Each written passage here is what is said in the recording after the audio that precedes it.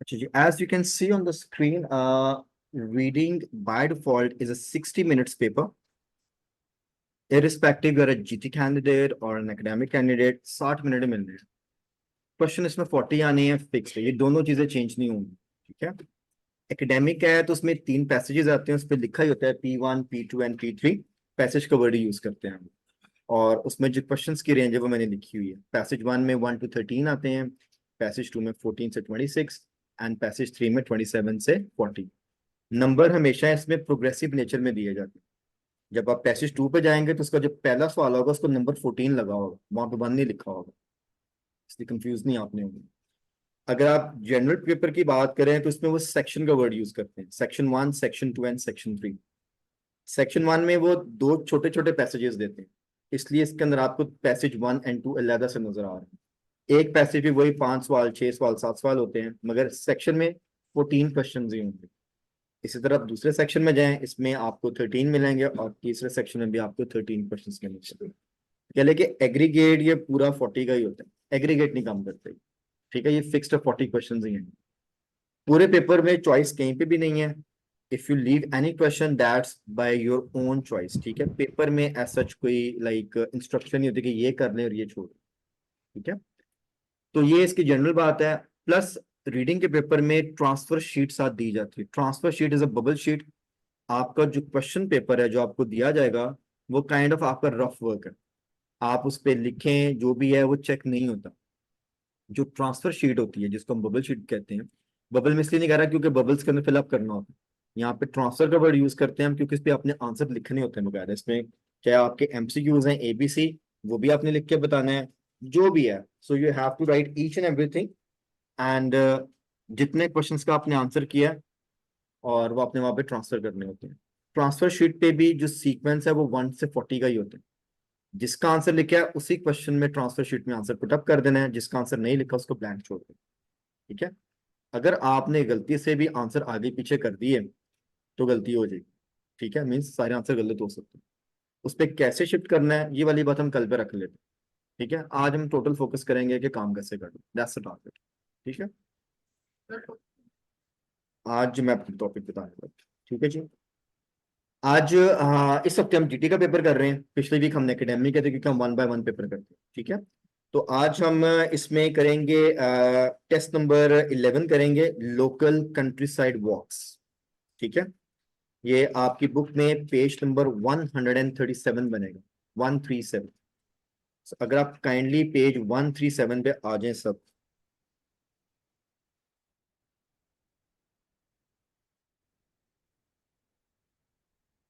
ठीक है, अभी सॉल्व नहीं करना, बस मेरी कुछ बातें सुनने नहीं, फिर हम सॉल्व करेंगे। हाँ जी, ये आपका फ्रंट पेज होगा।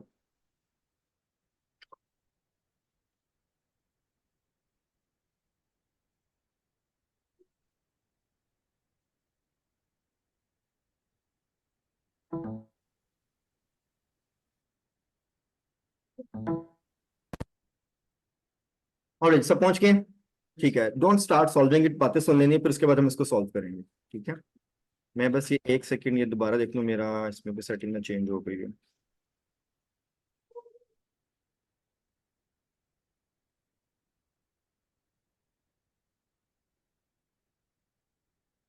ऑलराइट जी। अच्छा, सिर्फ पेपर के अंदर जरा फॉर्मेट देख लेते हैं। ठीक है, जब भी आप जीटी का पेपर सॉल्व करेंगे, ठीक है, उसका जो सेक्शन 1 है, इसका जो पैसेज है वो बाय डिफॉल्ट छोटा होता है। छोटे से मुराद है वो एक ही पेज पे कवर कर देते हैं। So as you can see, you have local countryside walks, एक पैसेज है, इसमें पूरा का पूरा पैसेज एक ही पेज पे है। जैसे आप नेक्स्ट पेज पे जाते हैं you will find the relevant questions to this particular passage. ठीक है, उसके बाद अगर आप अगले पेज पे चले जाएं you will find another passage. ये भी 1 पेज की पर इन्होंने कवर किया हुआ। इसके बिल्कुल अगले पेज पे you will find again the relevant questions to this passage. Very good. Instructions बहुत क्लियर होती हैं। अगर आप इंस्ट्रक्शंस को फोकस करें तो आप मिस नहीं कर सकते। मिस का मुराद ये है कि आप कंफ्यूज नहीं होंगे कि कौन से क्वेश्चंस किस पैसेज से रिलेटेड है। फॉर एग्जांपल, क्या लिखा है इसके right at the top, read the text below and answer questions 7 till 14। अब आपका पता है 7 से 14 क्वेश्चन जो है वो सिर्फ इस पैसेज में है। ना 1 से 6 होंगे, ना 15 से ऑनवर्ड्स होंगे। अगर आप पेज को आगे लेके जाएंगे तो आपके पास 7 से 14 क्वेश्चन नंबर्ड है। इसीलिए वो सिक्वेंशियल ऑर्डर रखते हैं, कभी भी कैंडिडेट मिक्स नहीं करता कि 1 2 3 स्टार्ट हो रहा है। तो इंस्ट्रक्शंस आर वेरी क्लियर। ठीक है, आमतौर पे पैसेज पहले होता है और क्वेश्चंस उसके बाद होते हैं। ठीक है, अगर मैं ये अगला टेस्ट आपको पैसेज 2 दिखाऊंगे, सेक्शन 2, इसमें भी आप देखेंगे तो एक ही पेज पे उन्होंने आपको पैसेज कवर कर दिए। ठीक है, और इसके फौरन अगले पेज पे इसके रेलिवेंट क्वेश्चन हैं। और अगर मैं इसका अगला पैसेज दिखाऊं, again you have passage on 1 page and you have relevant questions. तो पहले 2 सेक्शन में जीटी के पेपर में जो दो दो पैसेजेस आते हैं तो वो एक एक पेज के ही होते हैं। ठीक है, जैसे ही आप जीटी में सेक्शन 3 पे जाते हैं, ठीक है, यहां से मैं लेता हूं, इसका ये है फोर्स प्रभाव। ये जो पैसेज है ये actually academic length and breadth पे सेट किया होता है। ठीक है, अब जो एकेडमिक के स्टूडेंट, आपने बात ध्यान से सुनिए। यहाँ पे देखिए पैसेज एक पेज पे स्टार्ट हो रहा है और अगले पेज पे पैसेज कंटिन्यू है। इसका मतलब कि लेंथी पैसेज है। जितने भी कैंडिडेट्स एकेडमिक्स के बैठे हैं मुझे सुन रहे हैं, आपको जब भी एकेडमिक्स का पेपर आता है उसमें तीनों पैसेज दो दो पेज के ही आते हैं, लेंथी पैसेजेस होते हैं। गुड। जीटी में पहले 2 सेक्शन में पैसेजेस 1 1 पेज के होते हैं, सिर्फ तीसरा पैसेज है वो एकेडमिक लेवल का होता है। ओके हो गया, और इसके बाद इसके क्वेश्चन है। गुड, 34 से 36 और आगे 40।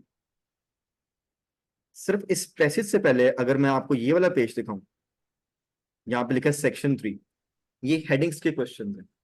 हेडिंग्स के वाहिद क्वेश्चन है जो पैसेज से हमेशा पहले होते हैं।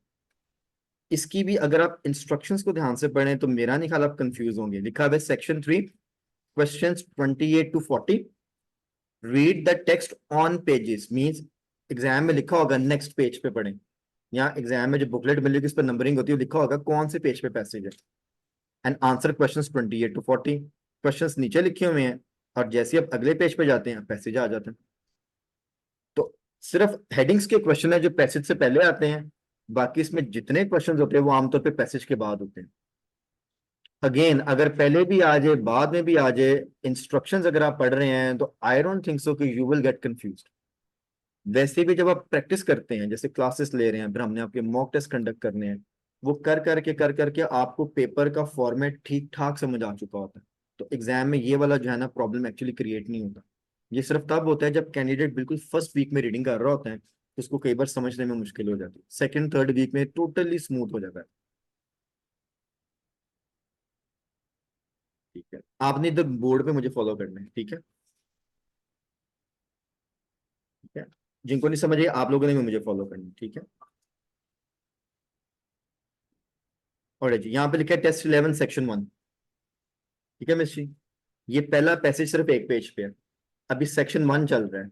जीटी के पेपर में एक सेक्शन में 2 पैसेजेस है। एक पैसेज, उसके नेक्स्ट पेज पे उसके क्वेश्चंस, दूसरा पैसेज, उसके नेक्स्ट पेज पे उसके क्वेश्चंस, अगले पेज पे उसने लिखा है सेक्शन 2। अब सेक्शन 2 स्टार्ट हुआ है।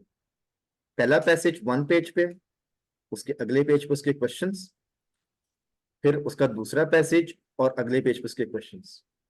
ठीक है, अब देखिए पहले पैसेज आ रहा है फिर सवाल आ रहे हैं, पैसेज आ रहा है सवाल आ रहे हैं, इंस्ट्रक्शंस में भी लिखा होता है। जैसे आप अगले पेज पे जाते हैं अब उसे लिखा हुआ है सेक्शन 3। ठीक है, इसका मतलब कि अब तीसरा पार्ट स्टार्ट हो रहा है। तीसरे पार्ट में जीटी में एक ही पैसेज आता है। ठीक है, पैसेज 2 पेज का होता है, जैसे अभी मैंने आपको बताया। ये देखिए 2 पेज का पैसेज है। अब आमतौर पे तो क्वेश्चंस इसके बाद होते हैं क्वेश्चंस, हमारे पास एमसीक्यूज भी हैं और हमारे पास फिलिंग द ब्लैंक्स भी हैं। इसके बाद एक फिर एक पेपर खत्म और इसके बाद एक नया, क्योंकि हमने बुक दिए तो अगला टेस्ट स्टार्ट होगा। ठीक है, अब इस पैसेज से पहले कुछ क्वेश्चंस पहले थे और वो सिर्फ और सिर्फ हेडिंग्स वाले होते हैं। इसको बोलते हैं लिस्ट ऑफ हेडिंग्स। ये क्वेश्चंस जहां पर भी आ जाए, सेक्शन 1 में आ जाए, 2 में आ जाए, 3 में आ जाए, एकेडमिक पेपर में आ जाए या जीटी पेपर में आ जाए, ये पैसेज से पहले होते हैं। बाकी सारे क्वेश्चंस जो पैसेज के बाद होते हैं। ठीक है, ये एक सिंपल सा फॉर्मेशन है। जब आप रेगुलर प्रैक्टिस करेंगे ना तो आपको वैसे समझ आ जाएगा कि क्वेश्चंस कहाँ पे सेट होते हैं। फिर भी लेट्स सपोज कोई कंफ्यूजन हो जाती है, आप सिंपली इंस्ट्रक्शंस को फॉलो करें। ये देखिए ये इंस्ट्रक्शंस पे क्लियरली लिखा है कौन से क्वेश्चंस किस पैसेज पे हैं, ठीक है। अगर मैं इसको 2 पेजेस पीछे भी ले जाऊं, क्या लिखा हुआ है, read the text below and answer questions page 15 dash questions 15 to 21। आपने पैसेज पढ़ा, देखिए क्वेश्चंस के नंबर लिखे हुए 15, 16, 17, 18, 19, 20 और 21। गुड, ठीक हो गया। ये एक माइनर सी चीज है, कोई बात नहीं है, जैसे जैसे आप प्रैक्टिस करेंगे ये अंडरस्टूड हो जाता है, so that's not a big deal. Okay जी, आज हम टारगेट करेंगे सेक्शन 1 पे, टाइम मिला तो सेक्शन 2 पे भी जाएंगे, ठीक है। I will just let you know कि what is the agenda of this lecture today, ठीक है। लेक्चर का एजेंडा ये है कि आपको क्वेश्चन सॉल्व करना आना चाहिए। अगर सॉल्व करते हुए आपको प्रॉब्लम आ रही है या आपने मेथड समझ लिया और आपका आंसर गलत निकला है, तो फिर आपको ये पता होना चाहिए कि अब यहाँ से इंप्रूव कैसे करना है इसको, ठीक है। ये बिल्कुल भी नहीं होगा कि मैंने बताया और आपने सुना और आंसर ठीक निकला है, हो भी सकता है, मगर इसकी प्रोबेबिलिटी 50-50 पे होती है, ठीक है। हाईली चांस है कि मैं समझाऊंगा फिर भी आंसर गलत निकलेगा। अब गलत निकल आया तब उसको सही तक कैसे लेके जाना है, एक्चुअली यही सारी गेम है, ये सीखना है। आप जब सेल्फ प्रैक्टिस भी करते हैं, पूरा का पूरा पेपर कभी भी ठीक नहीं होता। जो ठीक हो गया वो तो हो गया साइड पे, अब जो गलत हुआ है उनको ठीक में कैसे कन्वर्ट करना है, गेम तो वहां पे है सारी। मेक सेंस, क्योंकि सारे ठीक होंगे फिर तो पेपर ओके हो गया हमारा। तो एजेंडा लेक्चर का ये है कि जब गलत होगा तो उसको कन्वर्ट कैसे करना है ठीक के अंदर, वो बात समझ आ गई, हमारा लेक्चर रोकेगा आज का। ये चीज सीखनी है हमें, गुड। इससे पहले मैं आपको मेथड बताऊंगा, हम इसको सॉल्व करेंगे। I do 1 or 2 questions, I give you time, you will do the questions. फिर सही और गलत पे डिस्कशन होगी, और फिर काम करेंगे कि गलत को सही कैसे करना या सही तक पहुंचना कैसे। समझ आ गया एजेंडा क्या आज के लेक्चर का, डन हो गया। ओके जी, मेरा एक बड़ा सिंपल सा फॉर्मूला है। फॉर्मूला ये है कि आपने जो है ना रीडिंग रीड करके करनी है, स्किम स्कैन नहीं करनी। I personally think that technique is only applicable when you have a good vocabulary and sentence structure grip. अगर आपकी vocab ओके ओके है, सेंटेंस स्ट्रक्चर पे इतनी सॉलिड ग्रिप नहीं है, स्किम स्कैन आपको डिस्टर्ब करेगा। वो टेक्निक अपनी जगह पे वंडरफुल है, मगर कैंडिडेट के कैलिबर के हिसाब से उसके पॉजिटिव्स एंड नेगेटिव्स हैं।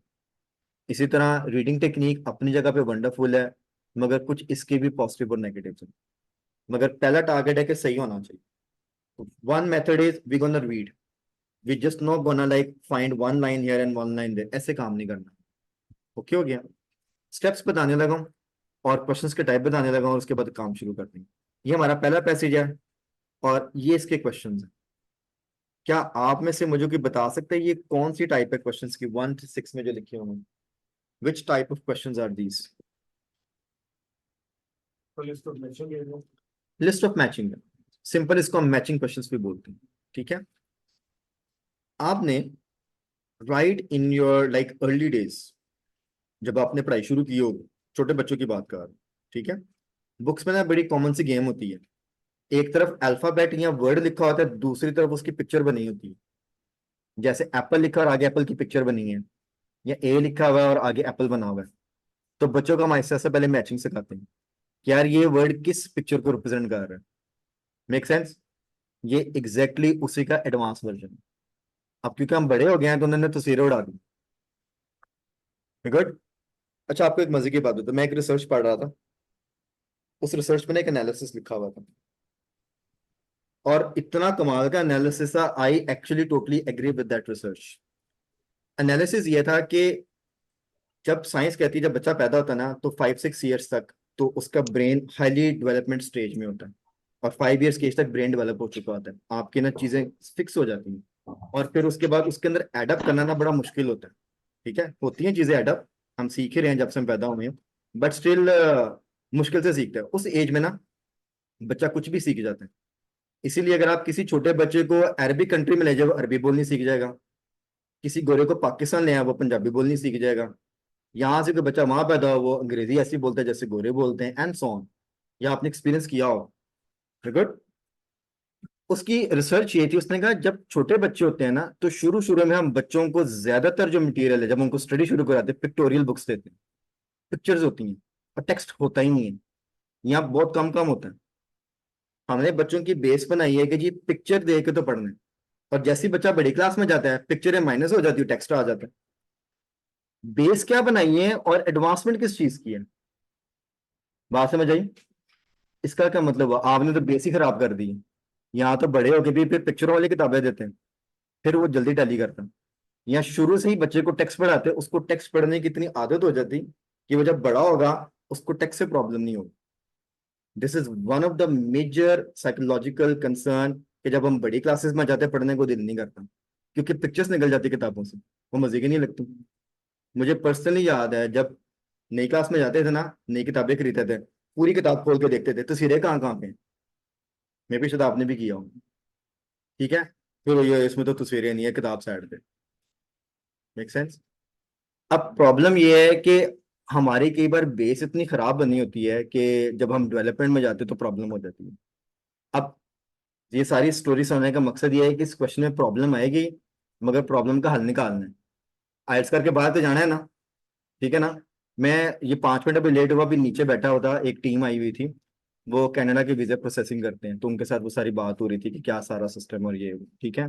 तो बाहर जाने के 101 तरीके हैं, आइल्स चाहिए, इसके बगैर नहीं जा सकते। उन्होंने कहा जी एक डॉक्यूमेंट चाहिए, ये पूरा करा दे, बाकी प्रोसेसिंग ओके है सारी। Good. So my dear friends, ये करना जरूरी है। अब बात होगी सारी मैचिंग की। इसमें हमने एक स्टेटमेंट को सिर्फ टेक्स्ट के साथ जाके मैच कर देना, बिल्कुल नहीं बताना है कि वो पर्टिकुलर लाइन कौन सी है, सिर्फ हमने रेफरेंस देना है, ए में है, बी में है, सी में है कि डी में। गुड। इसमें एक स्पेशल इंस्ट्रक्शन लिखी हुई एन बी के साथ, इसका क्या मतलब है?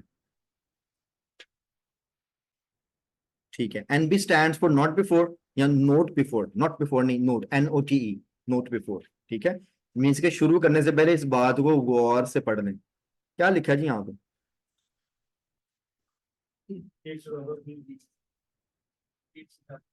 You may use any letter more than once, कौन से लेटर्स की बात कर रहे हैं? ए से ई। और ये वो लेटर्स हैं जो उन्होंने पिछले पेज पे आपके टेक्स्ट को लेबल किया हुआ है। अगर आप एक पेज पीछे जाए तो आपके पिछले पेज पे हर पैराग्राफ को उन्होंने A B C D और E लेबल किया हुआ। गुड। क्वेश्चन ये उन्होंने सेट किया है कि यार ये आपके पास ABCD 5 पैराग्राफ है और नीचे आपके पास 6 सवाल हैं, नीचे स्टेटमेंट पढ़े और बता दे कौन से पैराग्राफ में जाएगी। मगर ट्रिक उसने ये खेला है कि एक ऑप्शन को रिपीट कर सकते हैं।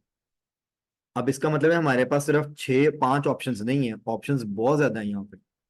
हो सकता है 3 क्वेश्चन का आंसर ए में फॉल कर जाए, पॉसिबल है ना? जब उसने कह दिया है कि you may use any letter more than once, तो उसने अपर लिमिट तो सेट ही नहीं किया कि 2 से ज्यादा दफा यूज नहीं करना। उसने कहा 1 से ज्यादा दफा यूज कर सकते हैं, तो 1 से ज्यादा तो 6 दफा भी हो सकता है। इट मीन्स कि ऑप्शंस की अब लिमिट काफी ज्यादा हो गई है। तो अगर ये इंस्ट्रक्शन लिखे तो you have to be very careful. अब इसमें टिप क्या है आपके लिए? टिप ये है कि जब भी ये इंस्ट्रक्शन आएगी, कोई ऐसे 1 या 2 स्टेटमेंट्स होंगे जो कि डेफिनेटली एक ही पैराग्राफ में फॉल करते हैं, 100% है, वरना वे कभी भी ना लिखें। ये मस्ट होता है। ठीक है, so you have to be careful. इसमें कोई ना कोई लेटर जो रिपीट जरूर होगा, एक लेटर भी हो सकता है कोई 2 लेटर भी रिपीट हो जाए। जैसे हो सकता है क्वेश्चन नंबर 1 और जो 4 है ये ए में फॉल कर जाए, और हो सकता है क्वेश्चन नंबर 2 और जो 6 है ये डी में फॉल कर जाए। That's possible. ठीक है, सो सीखा क्या? जब भी आता है you may use any letter more than once, उसमें रेपिटेशन तो 100% होगी, किसी एक लेटर की भी हो सकती है, एक से ज्यादा की भी हो सकती है। So we have to be careful. Okay. Okay, अब आगे स्टेप नंबर 1 करना क्या? Step number 1 is we will read the questions. ठीक है, मैं इधर स्टेप्स लिख देता हूँ। Read the questions. कितने क्वेश्चंस हैं? सारे पढ़ने। ठीक है, एक एक सवाल करके नहीं जाना, read all the questions. Keyword एक ही दफा बना लेने आप, दैट्स द फर्स्ट स्टेप। ठीक है, रीड द क्वेश्चंस, और मैं ब्रैकेट में लिख रहा हूं KW stands for keyword mark करना। ठीक है, अब 1 मिनट रुकिए मिस जी, आप भी रुक जाइए 1 मिनट। ठीक है ना? अब देखिए मैं बता रहा हूँ, आप लोग सॉल्व कर रहे हैं, फिर नहीं समझ आएगा। सुन ले पहले, अभी प्लेंटी ऑफ टाइम, हमको टेस्ट थोड़ी करेंगे आपने पहले करने, रुक जाए थोड़ा सा, मेरे साथ साथ चलेंगे। गुड। बहुत जल्दी तो नहीं है ना, सुकून से काम करने। लेक्चर का मतलब ही होता है कि टीचर की इंस्ट्रक्शन को फॉलो करें। अगर आपको आता है तो फिर हो सकता है आपको यहाँ पे बैठने की जरूरत ही ना होती। ठीक है, तो थोड़ा सा मेरे साथ पेशेंस के साथ चलो। पहला question, read the questions and keyword. मेरे पास जब भी कैंडिडेट्स आते हैं ना प्रॉब्लम लेके कि सर ये मेरा रीडिंग का मसला हल नहीं हो रहा, मेरी गेम यहाँ से शुरू होती है, यार कीवर्ड मार्क करके दिखाओ। और जिस वक्त कैंडिडेट कीवर्ड मार्क करता है ना, सबसे पहली गलती वहीं पे होती है, उसको कीवर्ड नहीं बनाना होता। जब पहला स्टेप गलत है, इसके बाद बाकी सारे स्टेप ऑटोमेटिकली गलत होते हैं। Very good. हम सिर्फ अभी यही वाला स्टेप अप्लाई करेंगे। ये 6 क्वेश्चंस है, इन 6 क्वेश्चंस के कीवर्ड बनाने हैं। एक बार आप बनाएं, मैं आपको 2 मिनट दे रहा हूँ, उसके बाद मैं आपके साथ बनाऊंगा। You got 2 minutes time. In 6 questions के कीवर्ड बना लें। कीवर्ड का मतलब है हाईलाइट करें क्या इंपॉर्टेंट डिटेल है इसके अंदर। ठीक है जी, करें जी। You got 2 minutes time. जो लोग बाद में, हम पेज 137 पे ऐसे कीवर्ड बना के बस सॉल्व नहीं करना।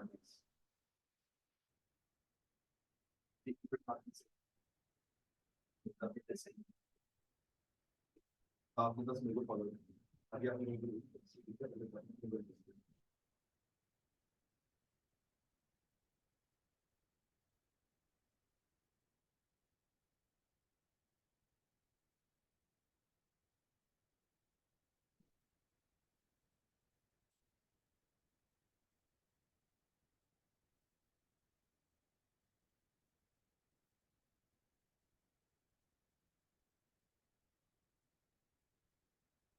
लगता है 2 मिनट ज्यादा हो गए हैं, कम टाइम देना चाहिए। अच्छा जी। अभी मैंने जो क्लास में ग्राउंड लगाया है छोटा सा, तो काफी लोगों ने कीवर्ड्स बनाए, मगर वो अब मेरी सेटिस्फेक्शन के मुताबिक ठीक नहीं है। कुछ ने ठीक बनाए हैं और कुछ ने नहीं बनाए हैं, और किसी को पता नहीं क्या हो गया, ये भी नहीं जा रहा। ये तो पूछे कल क्या बताया इनको। 4 बैंड चाहिए तो राइटिंग कैसे करनी है, 6 बैंड चाहिए तो क्या करना है, 7 चाहिए तो फिर क्या करना है। ये भी सारा कुछ बताऊंगा। बस पहले टेक्निक सीख लें, सवाल करना आ जाए। ये स्ट्रेटेजीज है बात। ठीक है, जरा स्टेप में चलते हैं। ओके जी, अभी जिन लोगों ने कीवर्ड बनाया ना, ये एक टिपिकल मिस्टेक है जो कि स्टूडेंट्स करते हैं। ठीक है, कोई बात नहीं, आप लोगों ने भी किया, नो प्रॉब्लम, इसको सॉर्ट आउट कर लेते हैं। सॉरी टू से, इंटरनेट पे भी ये टेक्निक सिखाते हैं। ठीक है, मगर हर स्टूडेंट का कैलिबर सेम नहीं। जैसे भी सर ने कहा है, एग्जैक्टली यही वाली थीम है। एक स्टूडेंट है वो ऑलरेडी इतना एबल है, उसको मैं सिर्फ मेथड बताऊं, क्योंकि इनको तो मेथड भी नहीं बताना पड़ता, वो खुद ही इंस्ट्रक्शन पढ़ के सॉल्व कर लेते हैं। ठीक है ना। उस स्टूडेंट का अगर कीवर्ड मार्किंग का स्टाइल कुछ और है, तो वो उसको हेल्प कर रहा है। एक बंदा है जिससे पेपर सॉल्व ही नहीं हो रहा, तो फिर इसका मतलब उसको कुछ ना कुछ तो चेंज करना पड़ेगा ना। वो एक स्ट्रेटेजी पे तो काम नहीं करेगा, मेथड चेंज करना पड़ेगा। ठीक है। तो जो कीवर्ड मेथड मैं आपको बताने लगा हूं ना, ये कोई 0 से 0 भी स्टूडेंट है ना, जिसको कुछ समझ नहीं आ रहा, उसके लिए भी काम कर जाएगा। गुड। ठीक है। आपने जब भी कीवर्ड बनाना है, एक चीज अपने जहन में बैठा लें कि आपने पूरी स्टेटमेंट को कंसिडर करना है। कभी भी इसमें से एक या दो वर्ड पिक नहीं करने, it's not going to help. उसका रीजन क्या है? ये स्टेटमेंट, माय डियर फ्रेंड्स, पूरे टेक्स्ट में पैराफ्रेज्ड है।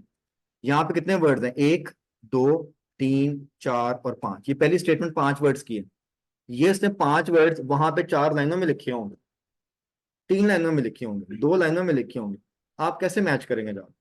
प्लस इसको उसने पैराफ्रेज कर देना है, सिनोनिम यूज करना है। आपको तो पता भी नहीं लगना ये लिटिल शेड का जिक्र कहाँ पे आ गया।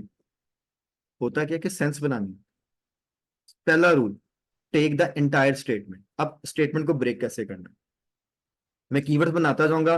अगर ऐसे ही बनाए हैं वेरी गुड, नहीं ऐसे नहीं बनाया तो सीख लेना ऐसे। और ब्रेक कहाँ पे करना है वो भी सीखना है। मर्जी से नहीं कि एक वर्ड इधर कर दिया, 3 वर्ड उधर कर दिया, ऐसे नहीं बनता कीवर्ड। ठीक है, पैटर्न देखना होता है हमेशा। क्या लिखा है जी? There is. जो भी होगा, इज और आर की आपको इतनी समझ होनी चाहिए कि इज सिंगुलर के लिए यूज होता है और आर प्लूरल के लिए यूज होता है। इसका मतलब है कि इस स्टेटमेंट का आगे कोई सिंगल वहां पे रीजन होगा। There are, there is. पहले बोर्ड पर अभी लिखना नहीं कुछ भी, प्लीज काइंडली मुझे फॉलो करते जाइए। There is dogs, you, you can करने के लिए।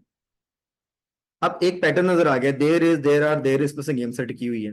नीचे दो में जाकर उसने डॉग्स और यू कर दी। ठीक है। अब देयर इसके बाद क्या है? Very little shade. Now that's one phrase. There are some steep locations section, sorry, already इसने सेक्शंस प्लूरल में लिखा, समझ आ रही है। देयर इज अ चॉइस, और चॉइस के बाद या ऑफ या फॉर आता है तो वहां से नया कीवर्ड बनाना है। यहाँ पे देयर इज वन कीवर्ड बनेगा, आ चॉइस एक कीवर्ड बनेगा, ऑफ रूट एक कीवर्ड बनेगा। कहाँ पे? On his walk. इस सेंटेंस में चार कीवर्ड्स बनेंगे, तब जाके आपको फ्रेज की समझ आएगी। There is a choice of route. अब जैसे जैसे आपका स्ट्रक्चर मजबूत होता है तो कीवर्ड्स छोटे होने शुरू होते हैं, फिर आप लंबाई फ्रेज को भी पिक कर लेंगे। अभी मैं बिल्कुल जीरो से स्टार्ट करूं कि आप कुछ भी समझ नहीं आता। तो देयर इज वन हो गया, आ चॉइस मीन्स आपने देखना है यार इसमें चॉइस है, किस चीज की चॉइस है? रूट की चॉइस है। कौन सा रूट है? वॉक का रूट है। अब आपकी सेंस बननी शुरू हो जाएगी।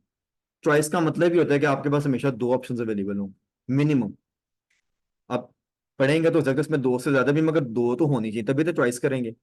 जब दो नहीं है तो फिर तो हमारे पास चॉइस ही नहीं, फिर तो एक ही काम करना है। फोर्थ में लिखा है देयर इज क्या? A special site. ठीक है, ये थोड़ा लंबा चला गया। There is a special site, किस चीज की साइट है? For watching wildlife. अब देखिए जब भी फॉर और ऑफ आता है मैंने इसको ब्रेक कर दिया, क्योंकि ये एक काम है, उसके लिए उसका एक उन्होंने लाइक डिफाइनिंग किया हुआ वर्ड जिसको हम एडजेक्टिव कह सकते हैं। आ स्पेशल साइट है, ये special site watching wild life को एक डिफाइन कर रहा है कि किस चीज की स्पेशल साइट है। और देयर इज आगे एक ही लिखी हुई, मीन्स एक ही होगी। डॉग्स, ठीक है। अब डॉग्स की कैटेगरी नहीं लिखी, सिर्फ डॉग्स। क्या? मस्ट नॉट, ठीक है। ये मस्ट नॉट बी अलाउड कर ले तो ज्यादा बेहतर है। मस्ट नॉट बी अलाउड क्या जी? To run freely. अब मैंने टू से इसको ब्रेक किया है, ऑफ से ब्रेक किया है, ऑन से ब्रेक किया। अब आपको फ्रेजेस की समझ आएगी कि कहां पे नया फ्रेज स्टार्ट हो रहा है। यू कैन क्या कर सकते हैं जी? Sit down. कहां पे? In several places. गुड। अगर आपको कीवर्ड ऐसे बनाना आ गया तो फिर जब इसको जाके आप मैच करेंगे ना, आंसर मिलना ज्यादा आसान है। तो पहली शर्त यह है कि कीवर्ड पूरी स्टेटमेंट का बनाना है, और स्टेटमेंट को फ्रेज या चंक्स में डिवाइड करना होता है जिसकी सेंस बन रही हो। जैसे जहां से सेंस बनेगी, सिंगुलर की बात आगे करेगा कि प्लूरल की करेगा, और फिर किस सिंगुलर की कर रहे हैं, किस प्लूरल की कर रहे हैं। Make sense? इन पूरी छह स्टेटमेंट्स में कोई वर्ड हो जिसका मीनिंग आपको ना आता हो। अब ये सेकंड स्टेप है, ये प्रेपरेशन की बात कर रहा हूँ। कीवर्ड बना लिया है, अगर आपको मीनिंग नहीं आता, पैसेज में जाएंगे फिर भी आंसर नहीं मिलेंगे, मीनिंग तो आता नहीं है। अब आप मुझे बताएं इनमें से कोई वर्ड है जिसका मीनिंग नहीं आता? नहीं आता, हम फौरन डिक्शनरी में देख लेंगे। अगर आते हैं सारे तो ओके चलते हैं। मुझे पेपर की बात ही नहीं भी मैं कर रहा, अभी तो मैं प्रेप स्टेप। की बात कर रहा हूँ।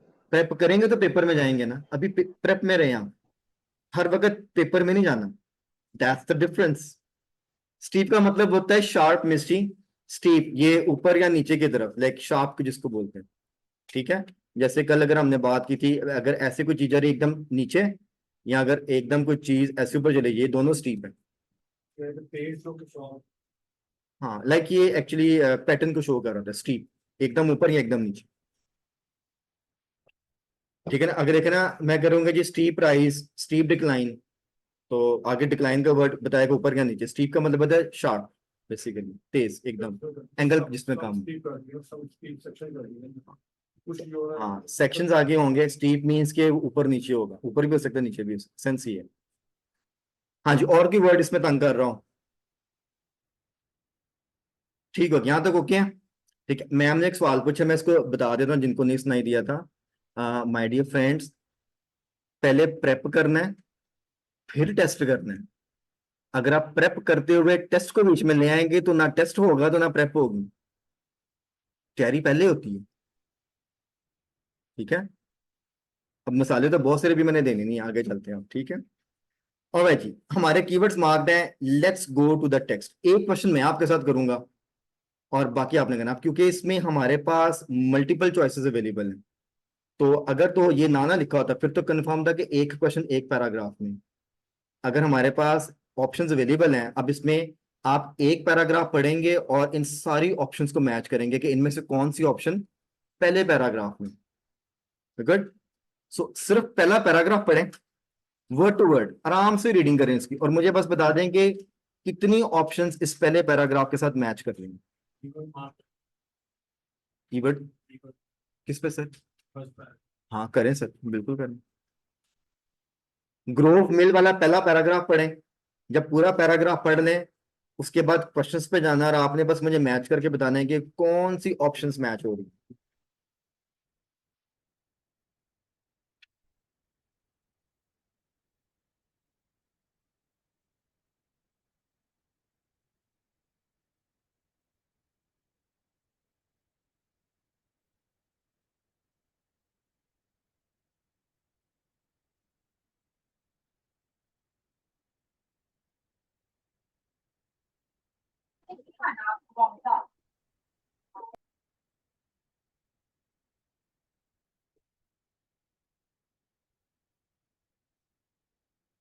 हाँ जी, जब कर ले तो बता दें प्लीज।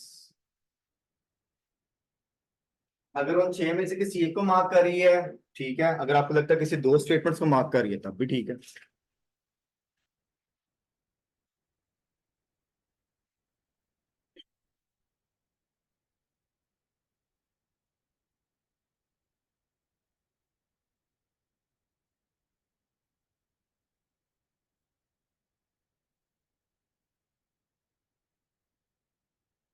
हाँ जी, जैसी कर ले बता दें प्लीज। बेटान कुछ कर रहे हैं लोग, अभी कर लें। सुकून से आगे नहीं जाना, अभी जस्ट पहला पैराग्राफ करके रुक जाए यहाँ पे ताकि हम टेक्निक पूरी कर लें।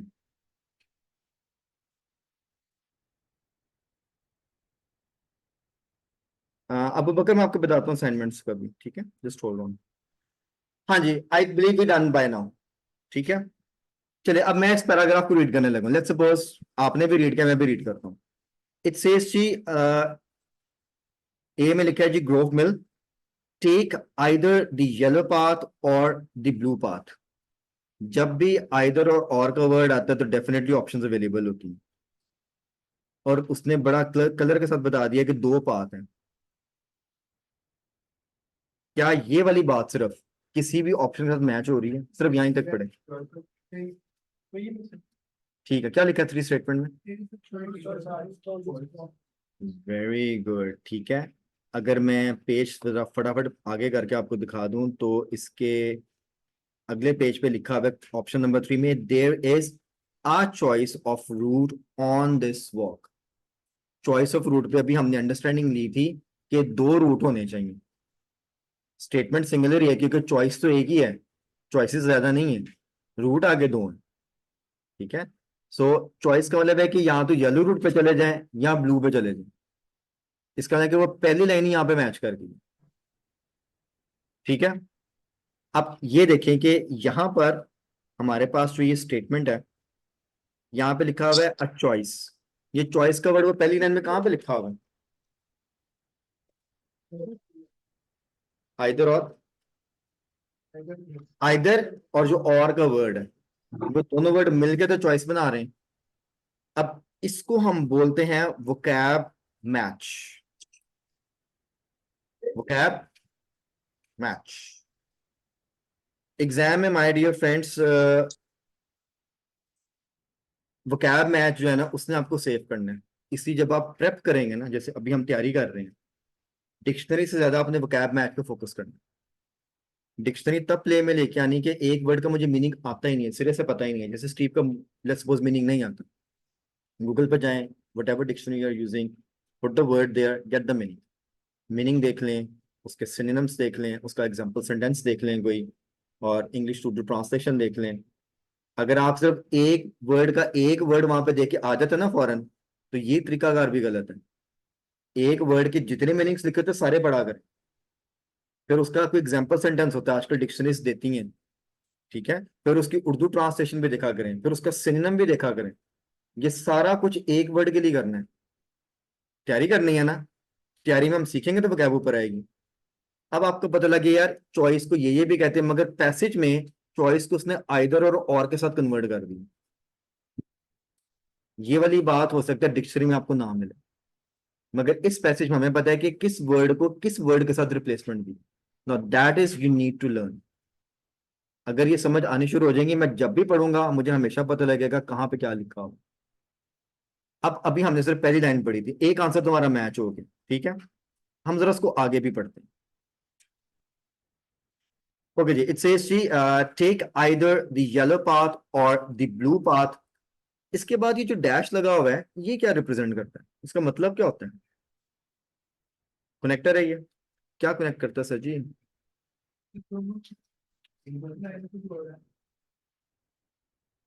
ठीक है, मैं जरा क्वेश्चन दोबारा हाईलाइट कर देता हूँ। मैंने एक्चुअली सवाल ये पूछा है कि ये जो उन्होंने छोटा सा डैश लगा दिया है ये क्या है? सर कह रहे हैं कनेक्टर है। ओके, किसी और के पास कोई और इसकी डेफिनेशन? कंटिन्यूटी। और इसको बोलते हैं, चलिए ये बता दें, जो मैं बोल रहा हूँ सही बोल रहा हूँ, डैश ही बोलते हैं? अरे हाइफन। हाइफन बोलते हैं। ओके, दो वर्ड आ गए हैं। पहले तो नया डिसाइड के लिए हाइफन है कि डैश है? हाइफन है। हाइफन है तो हाइफन क्या करता है?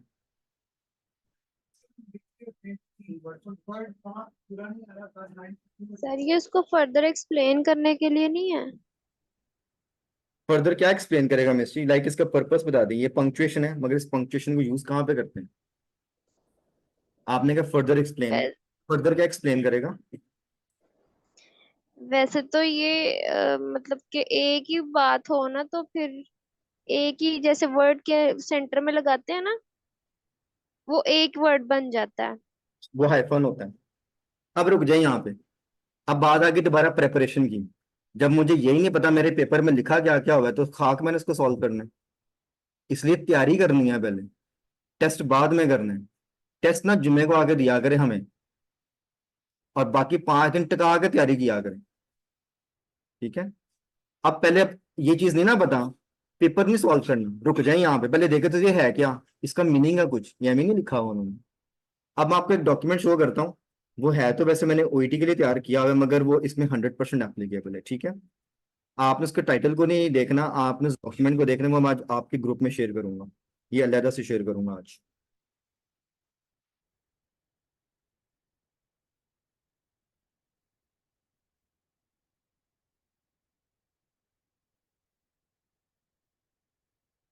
ऑलराइट जी, इस पे वैसे मैंने लिखा है commonly used in OET. OET और आइल्स के पेपर में जो पंक्चुएशन है ना, कॉम्प्रीहेंशन में सेम सेम। इसमें मोस्टली जितनी पंक्चुएशंस यूज होती हैं ना, उसका एक मैंने चार्ट बनाया हुआ है। आप, कुछ लोग कह रहे हैं हाइफन है, हाइफन कुछ और चीज होती है, उसका मीनिंग कुछ और है, वो ये लिखा हुआ है। आप में से कुछ लोगों ने कहा डैश है। डैशेस दो तरह के होते हैं, एक एन डैश होता है और एक एम डैश होता है। अब ये तीनों का साइन एक जैसा है, मगर तीनों का डिफरेंट यूज है, डिफरेंट मीनिंग है पेपर के अंदर। जब मुझे ये पता ही नहीं है तो मुझे क्या पता वहां पे क्या लिखा हुआ है, ठीक है। ये डॉक्यूमेंट के अंदर मैंने इनके, ये तो एक चार्ट बना हुआ है, इसमें इनके नाम है, उसका आगे साइन है, उसका मीनिंग है, उसके नीचे एक एग्जांपल सेंटेंस है, जैसे period, comma, colon, semicolon, hyphen, en dash और एम डैश, ठीक है। सिर्फ एक ओवरव्यू देने लगा हूं, पढ़ना आपने इसको, ठीक है। अगर आपको लगता है ना कि जो दो वर्ड्स को इकट्ठा मिलाता है, जब वो डैश डालते हैं ना, उसको हम हाइफन बोलते हैं। इसका साइज एक्चुअली छोटा होता है, और ये वर्ड्स को जब डालते हैं तो इसमें स्पेस नहीं देते, वर्ड्स को इकट्ठा जोड़ देते हैं। जैसे यहाँ पे फादर इन लॉ आपको नजर आ रहा है, जैसे हम कायदे आजम लिखते हैं, कायद लिख के हम स्पेस नहीं देते, फौरन कायद के वर्ड के साथ ही डैश, फिर ई, फिर डैश और आजम, बीच में स्पेस बिल्कुल नहीं आनी चाहिए। वो बिल्कुल जोड़ के लिखते हैं, जैसे ये फादर का वर्ड इकट्ठा जोड़ के लिखते हैं। सेंस बनी? तो जब ऐसे आता है तो बेसिकली वो जो आपका डॉक्यूमेंट है या जो वर्ड है वो वन वर्ड में कन्वर्ट हो जाता है। जैसे अभी फादर इन लॉ है, ये as a one word read होगा, आप इसको जब भी पढ़ेंगे। अगर आपको लेट्स सपोज आता है जी वन वर्ड आंसर लिखने, और उसका आंसर ये है, तो आप ये लिख देंगे ना, तो आपको कभी भी गलत नहीं करेगा। और अगर इसमें से मैं ये हाइफन निकाल दूं तो ये 3 वर्ड्स लिखे होंगे। Hyphen is use to make two words into one word. Make sense? इसके दरमियान जब हम लिखते हैं तो स्पेसिस नहीं होती। आप ये देखिए बिल्कुल क्लोजली लिखा हुआ है। फिर एक होता है एन डैश, जिसके बिल्कुल मैंने नीचे लिखा हुआ है। आप डेट लिखते हैं, आज का डेट है एट है, ठीक है। मैं यहाँ पे डेट आपकी जरा जल्दी से लिख देता हूँ। मैं लिखने लगा हूँ 08-05-2024। ये जो मैं डैशेस डाल रहा हूँ, ये रेंजेस को शो करता है बेसिकली। जब भी नंबर्स में डैश आती है वो रेंज होती है। पंक्चुएशन के नाम है, उसको एन डैश बोलते हैं। जैसे जी 101 डैश 181, ये अंडरस्टूड है कि 101 से लेकर 181 तक। सेंस बनी? टेक्निकली इसको हम एन डैश बोलते हैं। इसका जो साइन होता है वो थोड़ा लंबा होता है, हाइफन का जो माइनस का साइन है छोटा होता है, इसका लंबा होता है। जब भी नंबर्स में डैश आता है, जैसे नीचे 1 से 3 है, 2021 से 2022 है, ये नंबर्स की रेंज होती है यहां से लेके यहां तक।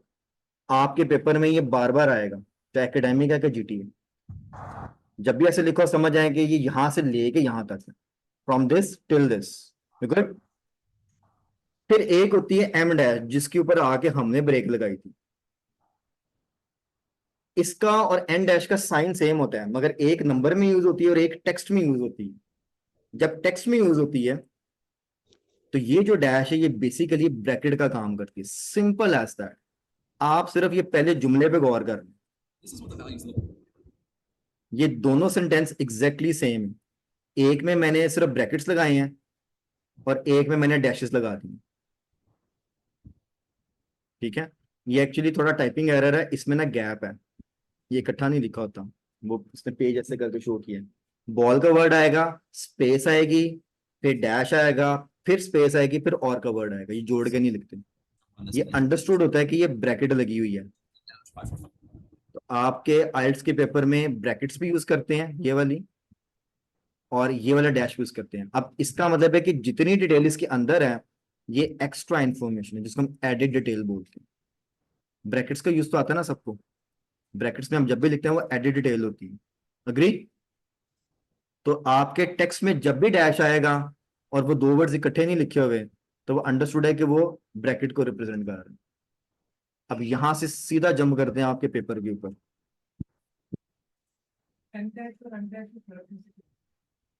सर एन डैश नंबर में आती है और एम ये जो है दूसरी डैश है ये टेक्स्ट में आती है। टेक्स्ट में आएगी तो उनका साइन एग्जैक्टली सेम है, सिर्फ यूजेज डिफरेंट हो जाए। ठीक है, दैट्स द डिफरेंस। कोई बात नहीं, थोड़ा थोड़ा पढ़ना शुरू करेंगे ना चीजें आ जाएंगी। ये मैं भेज दूंगा, इसका प्रिंट आउट लेके ना किसी जगह पेस्ट कर दें। आते जाते रोज उसको देखते रहा करें, 3-4 दिन में याद हो जाएगा सारा कुछ। ओके जी। अब ये देखिए, ये एक्चुअली लिखा हुआ है, देखिए दोनों में कितनी स्पेस है। बोथ वर्ड के बाद उसने स्पेस दी है, डैश डाला है, फिर स्पेस दिया, फिर बोथ लिखा हुआ है। अब ये नजर आ रहा है कि ये एक्चुअली उसने एडिट डिटेल दी है। अब ये एडिट डिटेल कहां से कहां तक है, ये यहां से स्टार्ट हो रही है, ये सारी एक्स्ट्रा इन्फॉर्मेशन है। और अगर तो उसने डैश नहीं लगाया तो ये डिफिकल्टी था कि एडिट डिटेल है। मेन सेंटेंस सिर्फ यहीं पे था कि आपके दो पाथ है, येलो और ब्लू। और आगे लिखा है उसकी इजाफी डिटेल में, both eventually come out at the old water mill and are at about the same level of difficulty. दोनों डिफरेंट है, एक ही जगह पे एंड होते हैं और एक ही जैसे तकरीबन। अब ये दो लाइन में एक्चुअली वो जो स्टेटमेंट 3 थी वो पैराफ्रेज्ड है। ये दो आपके पास पाथ है और ये।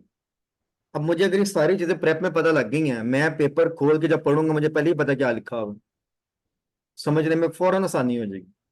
तो सर अगर हमें ये पता चल जाएगा कि ये एक्स्ट्रा इन्फॉर्मेशन है तो फिर हमें इसे पढ़ने की भी जरूरत नहीं होगी शायद। नहीं मिस जी, यही तो इसमें गेम है। Punctuation always highlight information.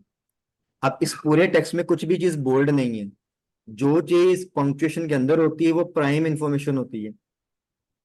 ठीक है, यहीं पे तो उसने आपको क्लियर किया है कि अगर आपको आइदर और नहीं पता लग रहा तो बोथ का तो पता लग रहा है ना। जब उसने क्वेश्चन में कहा चॉइस है, तो यहाँ पे उसने दो लिख दिए, यहाँ पे उसने ब्लू लिख दिया, यहाँ पे येलो लिख दिया। उसने आपको एक नहीं मल्टीपल हिंट्स दिए हैं कि मैं एक नहीं दो चीजों की बात कर रहा हूँ, दो की बात कर रहा हूँ। और आपके पास स्टेटमेंट लिखा था देयर इज अ चॉइस, तो हमें पहले ही पता था दो की बात होगी तो रेफरेंस बनेगा। सर चॉइस एक है, रूट दो है, सिंगल चॉइस है। ठीक है, इसलिए उसने उस स्ट्रक्चर में लिखा हुआ है कि एक ही चॉइस है आपके पास, ये वाला या ये वाला, आगे रूट दो है। हाँ जी, यहां तक बात क्लियर हुई। अभी हमने पहले दो लाइनें पढ़ी हैं अभी से। अब तीसरी लाइन पढ़ने लगूं। There is a shallow stream which runs alongside the yellow path. Shallow का मतलब होता है जो बहुत गहरा नहीं है, स्ट्रीम हो गया छोटी सी नदी, अलॉन्ग साइड हो गया साथ साथ। तो जो येलो पाथ है ना, उसके साथ साथ एक छोटी सी स्ट्रीम भी है जो कि ज्यादा गहरी नहीं। आगे लिखा हुआ है dogs enjoy a swim here. कहाँ पे? ऑब्वियसली स्ट्रीम में। इफ इट्स हॉट, अगर गर्मी होती है, and there are trees to help keep you cool while you wet. पूरा पैराग्राफ पढ़ लिया। एक लाइन तो हमारी मैच हो गई थी, क्वेश्चन नंबर 3 यहाँ पे है। कोई और क्वेश्चन है जिसके अंदर फॉल करता है? कोई और ऑप्शन जो इसके साथ मैच कर जाए?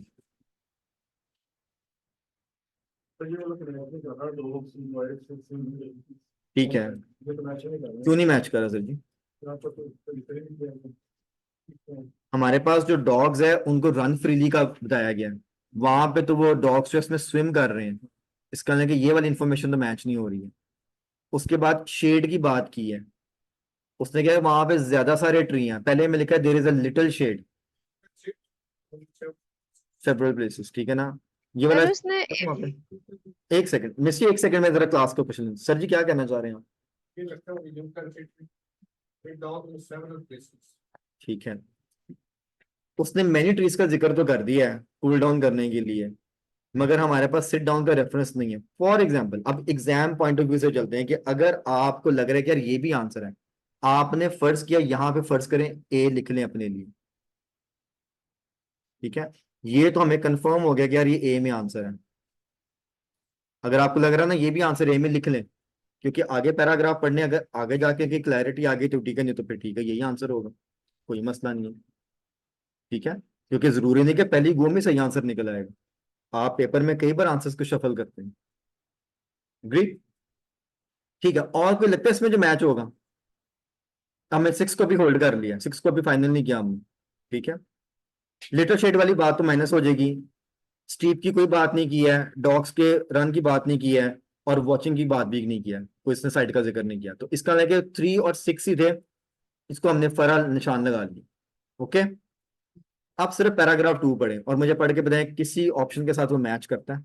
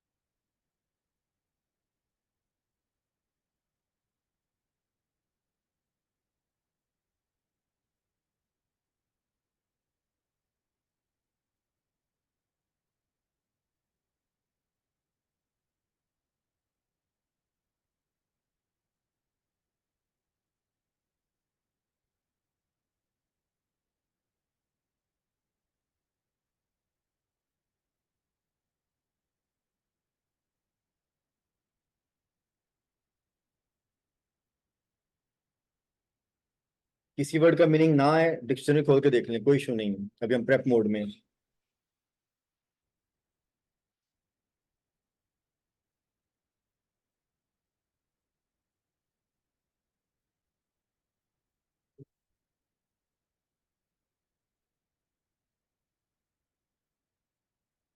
हाँ जी, करिए कोई स्टेटमेंट मैच। नंबर 2, क्या लिखा है जी नंबर 2 में? There are some steep sections. मुझे इसकी वोकैब मैच करके देंगे कि कहीं पे स्टीप सेक्शंस का जिक्र हो? पहले इनका कर दूं फिर करते हैं 5 पे। आप भी इतनी देर में लाइन निकालें, 5 वाली स्टेटमेंट कहाँ लिखी है?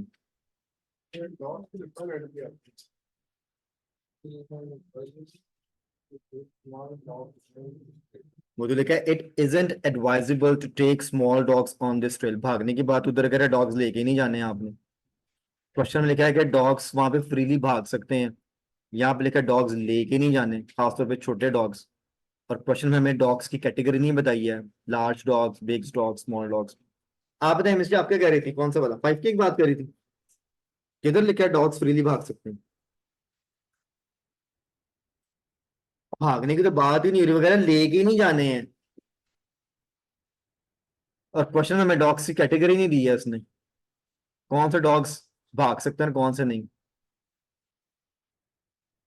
5 तो नहीं मैच होगा इसके अंदर। और कोई? आपने कहा था नंबर 2 सर, मैच हो रहा है कहीं? रेड जो लिखा हुआ है डैम। वन डैम चेक करें सर। डैम का क्या मतलब होता है? डेंस का क्या मतलब होता है? चले पहले डैम का मतलब है, डैम का क्या मतलब होता है? सर वो फर्स्ट वाली जो लाइन है, there is very little shade, यहाँ से the sun may be shining but there is plenty of damp undergrowth। Shade का तो मिस्टिस में बस। जिक्र ही नहीं आ रहा। देखिए डेंस का मतलब होता है घना, ठीक है? वहां पर घना जंगल है। अगर मैं घने की बात कर रहा हूँ तो फिर लिटिल शेड की तो कॉन्ट्रोडिक्शन आ जाएगी। क्यों मिस जी? Yes sir. यस सर, वो फॉल्स हो जाएगा। इनको पहले मैं सॉर्ट आउट कर। हाँ जी सर जी, डैम्प का क्या मतलब? आपने डैम्प कहा था, what do we mean by damp? Sir dam का तो मुझे सेंस लग रही है कि मतलब ज्यादा नीचे। डैम्प जो होता है ना वो बेसिकली जिसमें नमी होती है, ठीक है? ये दलदला नहीं सर होता। सर वेट वेट मतलब है इसका wet, wet. Yes that's wet, ठीक है? It okay means sir. If you put foot there, that's not dry, not solid ground. अगर आप उसे पाँव रखेंगे तो थोड़ा सा अंदर धसेगा, मगर वो बिल्कुल भी मडी नहीं होगा। एक होता है दलदल जिसमें पाँव रखते हैं अंदर ही चला जाते हैं। एक होता है कि आप पाँव रखते हैं थोड़ा सा पाँव नीचे जाता है, मगर आपका पाँव मिट्टी के अंदर नहीं जाएगा। एक होती है बिल्कुल हार्ड सर्फेस, डैम्प है। अब ये देखे ना क्या लिखा है, पहली लाइन में क्या, there is a dense there forest. Is choice route. अगर फॉरेस्ट डेंस है, सनशाइन होने के बावजूद जमीन पे धूप ही नहीं पड़ती है, इसलिए जमीन डैम्प है वहां पे। ये लिखा हुआ है इसके अंदर। इसलिए इसने कहा है कि जब भी आपने जाना है ना तो अच्छे जूते पहन के जाना है, क्योंकि वहां पे हाइकिंग बूट्स काम आएंगे। अदरवाइज आपके पाँव गीले हो जाएंगे, क्योंकि डैम्पनेस है वहां पे। तो आप जो कह रहे थे लिटिल शेड है वो भी आउट हो गया, क्योंकि डेंस फॉरेस्ट की बात है। डॉग्स के भागने की यहाँ पे कोई जिक्र नहीं है, और यहाँ पे कैटेगरी है। एज सच मेरे हिसाब से कोई भी स्टेटमेंट मैच नहीं कर रही। Not a yes single sir. Statement is matching. Good, कोई बात नहीं, आगे चलें, तीसरा पैराग्राफ पढ़ें।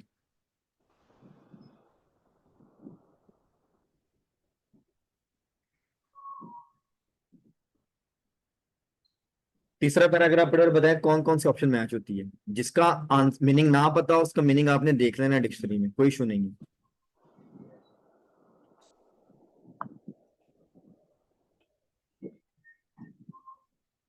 अरे,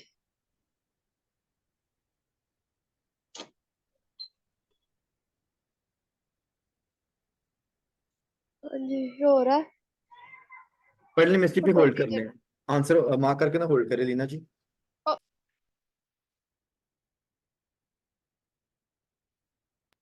सॉरी सर, मेरे से माइक ऑन नहीं रह अच्छा गया अच्छा, था। कोई बात नहीं, कोई बात।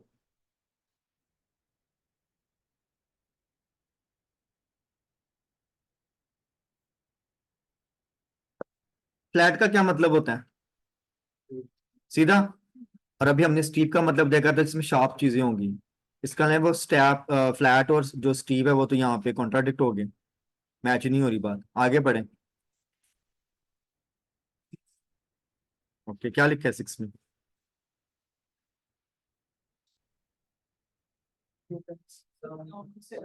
You can sit down in several places. इस पैराग्राफ की लास्ट लाइन को अगर आप ध्यान से पढ़ें तो यहाँ पे मैच हो रहे हैं। देर आर बेंचेस, एक भी नहीं है, इसका नहीं कि कई जगह पे अलोंग द वे। एक ही जगह पे बेंच नहीं पड़े, बहुत सारे बेंचेस हैं और रास्ते में पड़े हुए हैं। इसका नहीं कि एक नहीं, आपके पास कई जगह है बैठने के लिए। इसका नहीं है कि जो हमने ए में मार्क किया था ना सेवरल प्लेसेस है, वो यहाँ पे ज्यादा अच्छा मैच हो रहा है। अब आप वहां से एक आड़ के वहां पे सी लिख देंगे। Make sense? ये पेपर में होगा, ये बल्कि प्रैक्टिस में भी होगा। पहले आपको लगेगा ये आंसर है, आगे जाएंगे आपको ज्यादा क्लैरिटी आ जाएगी, यार ये नहीं है, ये वाला आंसर है। ठीक है? So you can rest and admire the beauty of the area. Exactly,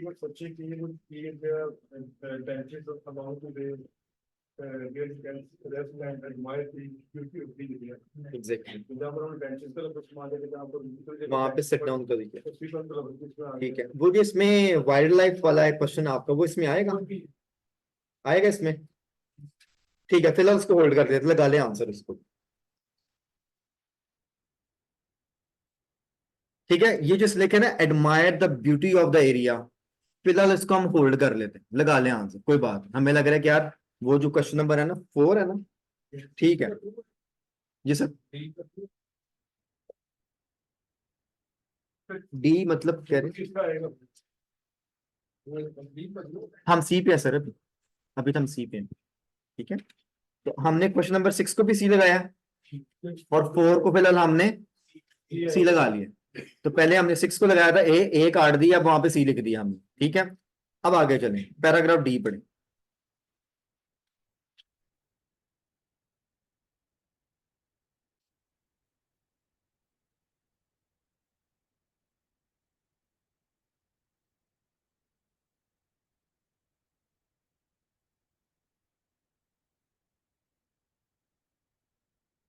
और भी देखिए,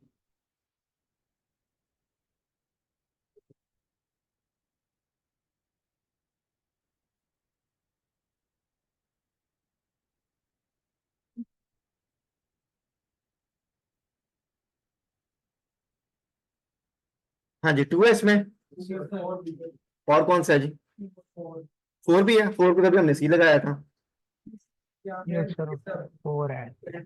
ठीक है, पहले 2 की लाइन मुझे बता दे, कौन सी लाइन है जो 2 को यहाँ पे मैच करेगी? ये uphill. Very good, up and down. अब देखें ना, सिर्फ स्टीप वर्ड का अगर आपको मीनिंग पता है तो ये लाइन में आपको आंसर मिल गया। इसलिए मैंने कहा है कि जब कुछ चीज पढ़े मीनिंग नहीं आता तो मीनिंग देखना है, रेप बोर्ड में उसको लेकर जाना है। पहली लाइन में हमें इसका आंसर मिल गया कि ये पहली लाइन जो be prepare to go up and down a bit on this route is matching with the question number 2, ठीक है। अब ये जो आप मुझे बता रहे थे इस नंबर 4 का, इसको बता दे कहां से शुरू हो रहे हैं।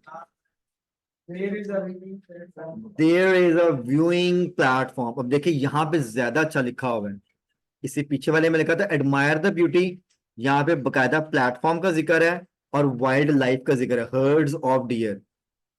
ब्यूटी में तो नेचर भी आ जाएगी और एनिमल्स भी आ जाएंगे, वो तो जनरल फ्रेज हो गया, मगर यहाँ पे जो लिखा है वो हमारे क्वेश्चन नंबर 4 के साथ एग्जैक्ट मैच हो रहा है। वाइल्ड लाइफ का मतलब भी जानवर होते हैं, मेक सेंस, मैच हो गया। अब इसका ना आपको वाइल्ड लाइफ का मीनिंग आता है, तभी तो आपने डियर के साथ मैच किया, क्योंकि wild life is representation of dears that Rome the area. हाँ जी समझ आ रही, सिर्फ वकैब मैच करते जा रहे हैं, आंसर मिलता जा रहा है। अब अगला पैराग्राफ पढ़ें और मुझे बताइए किसको मैच करेगी, जल्दी जल्दी करो, मुझे अटेंडेंस दे।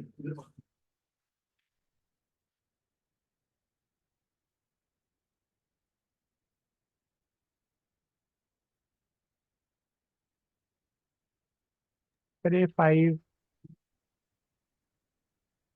ठीक है, और कोई? Sir first.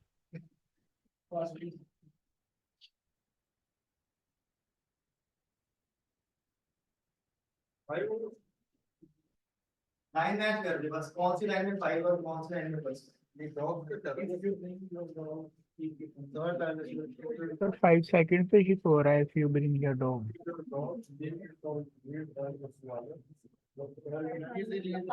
Very good, question number like line number 2 में लिखा है if you bring your dog keep it on a lead, means उसको बांध कर रखना है, as the smaller shrubs can be easily destroyed, ठीक है। अब यहाँ पे लिखा हुआ है keep it on the lead और क्वेश्चन लिखा हुआ है dogs are not allowed to या dogs must not run freely.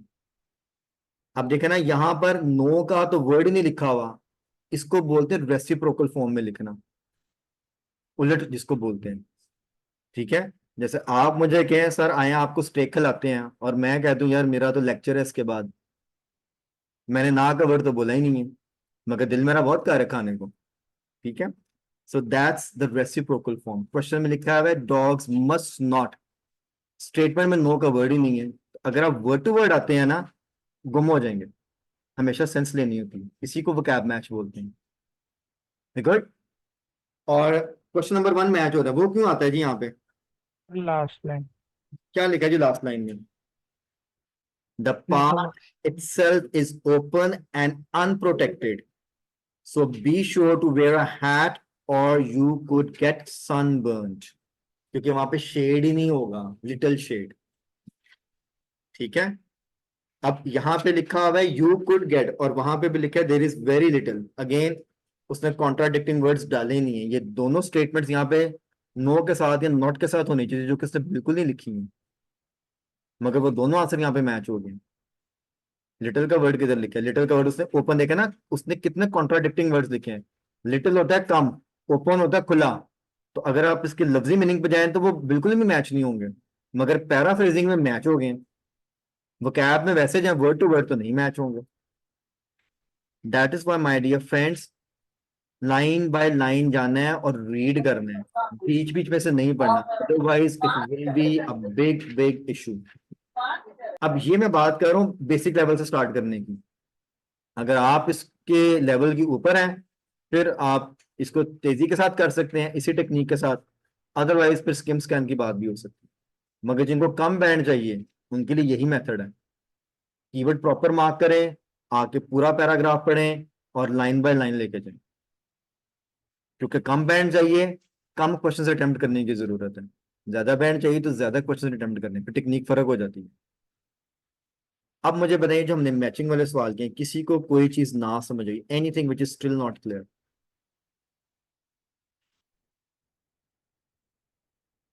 हाँ जी, इन दिस 6 क्वेश्चंस हमने जो मैचिंग का मेथड लिया है, 3 स्टेप सिंपल किए हैं। पहला step, read all the questions, mark your keywords.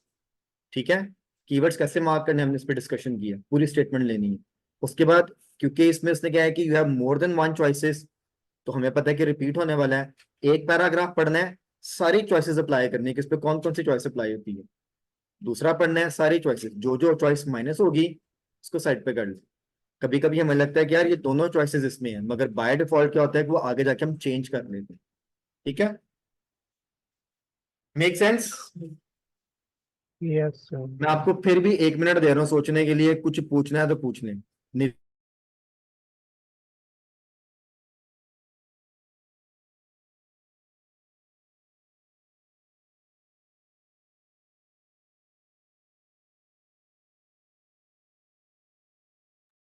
हाँ जी, वी गुड, ओके काम है, ठीक हो गया। अब आपको एक और टेक्निक बताने लगा, ठीक है? प्रेप मोड की बात कर रहा हूँ। तैयारी अच्छी होगी तो पेपर ऑटोमेटिकली एग्जीक्यूट होना शुरू हो जाता है। तैयारी की बात होती है सारी, the preparation we do. Okay हो गया? अब इस मेथड के अंदर जो सबसे बड़ा फ्लॉ है वो आपकी स्पीड है। आपकी स्पीड इसमें काफी स्लो हो जाएगी। ठीक है, इसलिए स्पीड को बढ़ाने के लिए या पेपर में स्पीड मेंटेन करने के लिए हमें एक अलग से प्रैक्टिस करनी पड़ेगी। अगर मैंने अब 6 के 6 सवाल ठीक कर लिए, या मेरे 6 में से 5 ठीक हो गई और मुझे बड़ी खुशी हो रही है, कह रही तो मैंने कर लिया है, ये तो होते ही नहीं है। मगर आप ये देखिए, अगर मैंने इस पर आधा घंटा लगा दिया तो पेपर में तो बहुत मुझे किल करेगा ये। ठीक है ना, 6 नंबर से तो मेरा काम नहीं बनने वाला। अब इसका मतलब है कि ये मेथड मुझे सूट करके, इस मेथड को तेज करने का तरीका सीखना मैंने, वहां पर फिर स्पीड रीडिंग प्ले में आ जाती। स्पीड रीडिंग का एक सिंपल सा फॉर्मूला बनाने लगा हूं आपको। ठीक है, फॉर एग्जाम्पल, जब आपने स्पीड रीड करना है ना तो पेपर को सॉल्व नहीं करना, सिर्फ रीड करना है, that's the criteria. Speed read का मतलब ही होता है आपने यहां से लेके यहां तक इसको पढ़ना है, और अपनी तरफ से जितनी तेज पढ़ सकते हो उतनी तेज पढ़ना है। मगर जब पढ़ना है टाइमर ऑन कर दें, टाइमर ऑन करें, पढ़ना शुरू कर दें, अपनी तरफ से स्पीड मारें, यार मैं तेज से पढ़ना है। और जब आप यहां पे पहुंचे एंड पे, टाइमर को स्टॉप कर दें। आपने देखना मैंने कितनी देर में पढ़ा, एज्यूम कर लेते हैं। ठीक है, मैं इधर तरह चार्ट बनाता हूँ साथ साथ। हाँ, उस पे भी चलते हैं। अभी पहले ये जरा इसी पे लेते हैं। इस पे स्टूडेंट काम कर ले तो बड़ी बात है, तो वेबसाइट पे जाना तो बहुत दूर की बात है। अच्छी बात यह है कि आपको याद है, दैट्स गुड। वो आसान लगती है जब ये ऊपर कर रहे थे ना एक्सरसाइज, मैं कहता हूँ मतलब शायद वो मत यानी कि ये बात नहीं नहीं, कोई बात नहीं, ये हो जाएगा, सब सॉर्ट आउट हो जाएगा, डोंट वरी। लेट्स सपोज आपने इसको रीड किया, मैं कहता हूँ जी आपको 5 मिनट लग गए, आपके पास एक टाइम आ गया, क्या मैंने 5 मिनट लिए इसको पढ़ने के लिए। उसके बाद आपने 5 मिनट की ब्रेक ले लेनी है, जाए घूम फिर गए। ब्रेक का मतलब है कि जाएं, उठें, छोड़ें, घूम फिर गए, दोबारा बैठे, सेम आर्टिकल दोबारा पढ़ना है, टाइमर ऑन करें। और इस बार आपने इस 5 मिनट को बीट करना है, इसे कम टाइम में पढ़ना है, सेम इंफॉर्मेशन चेंज नहीं करनी है। अभी आप सीख रहे हैं स्पीड रीड कैसे करना है। अब आपका टारगेट यार 5 मिनट से पहले पहले इसको खत्म करना है मैंने। फॉर एग्जाम्पल आप बहुत भी स्पीड मारेंगे तो हो सकता है 10 सेकंड का फर्क आ जाए।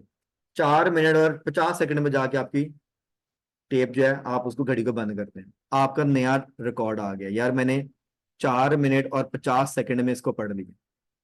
लिख लें, चार्ट बनाते जाए, फिर ब्रेक ले लो, 10 मिनट की ब्रेक ले लो, फिर है दोबारा पढ़ें।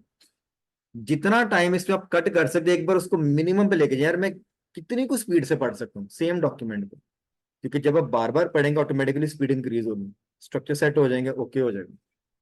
एक बार आपका एक लेवल सेट होगा कि यार अगर मुझे चीज समझ आ रही है ना तो मैं एक डॉक्यूमेंट को हो सकता है सिर्फ 2 मिनट में पढ़ लेता हूँ।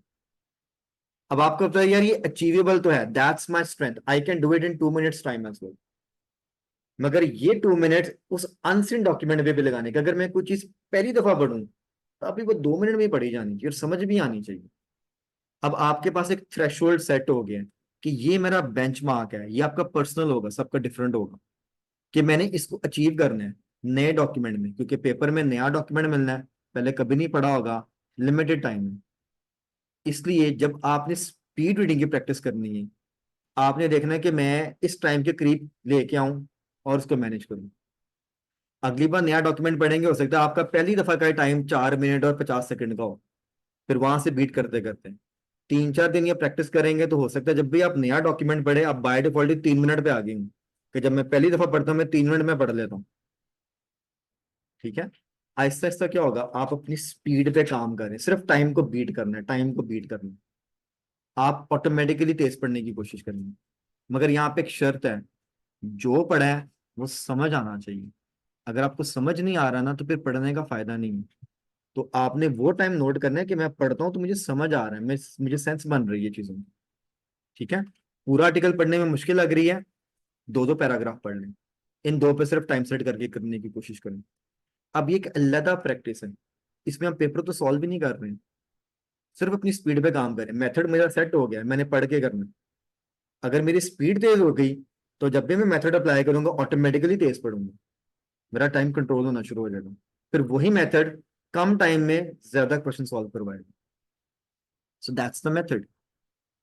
तो रीडिंग का मतलब ये नहीं है कि हर वक्त क्वेश्चन को लेकर सॉल्व करते रहें, सॉल्व करते रहें। आई बिलीव ये वाली बात समझ आई होगी, ये अलग प्रैक्टिस है। इसलिए ना जब आप पढ़ने बैठते हैं ना, आपको एक एडवाइस है, हमेशा टारगेट क्या करें कि मैं पढ़ने का लगूं, मैंने जी मैचिंग क्वेश्चन सॉल्व करने हैं, टारगेट करें ये वाले सवाल आज करने हैं, ये मुझे समझ आने चाहिए। आज मैंने सिर्फ वोकैबुलरी पे काम करना है कि कौन सी भी स्टेटमेंट कहाँ लिखी है, सॉल्व ना करें।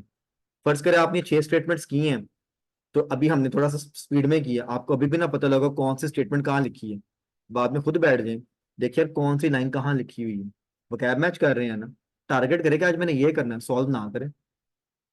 फिर आपने टारगेट कर ली कि यार मैंने अभी सिर्फ इसको स्पीड रीड करना है, टारगेट सेट करिए, 15 मिनट की मैंने एक्सरसाइज करनी है, इसमें सिर्फ मैंने एक आर्टिकल है इसको 3-4 दफा पढ़ना, टाइम नोट करना है बार बार।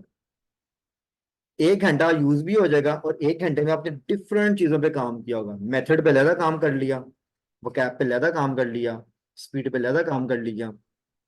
आप यकीन जाने आपको खुद पर्सनल सेटिस्फेक्शन आनी शुरू हो जाएगी कि मैंने पढ़ाई की है।